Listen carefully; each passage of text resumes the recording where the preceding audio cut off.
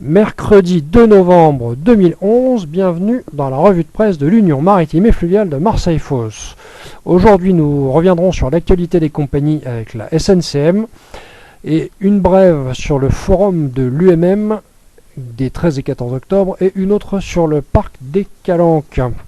Pour commencer, la SNCM avec deux articles parus dans Mer et Marine de lundi.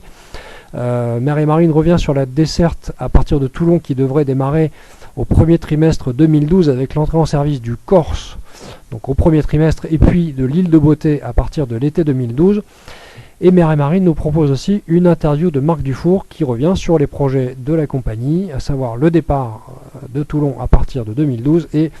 la modification de la flotte qui devrait être ramenée à 8 navires neufs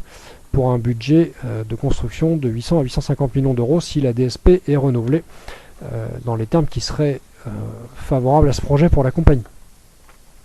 L'UMM maintenant, l'Union maritime pour la Méditerranée. Thibaut Teilhard dans le Marin du 28, Marin de vendredi dernier, en page 12, revient sur le forum des 13 et 14 octobre,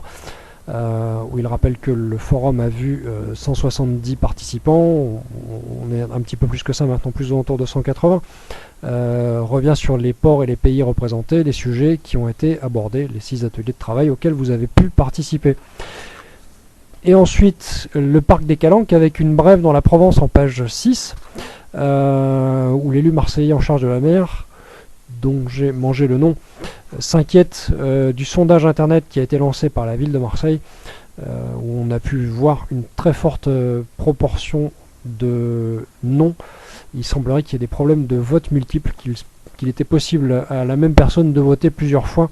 en éteignant et en rallumant son PC, ce qui pourrait expliquer ce déraillement et ce résultat un peu surprenant. Et pour terminer, l'actualité législative et réglementaire, rien dans les journaux officiels d'aujourd'hui ni de la semaine dernière à vous signaler. En espérant vous avoir informé, à demain.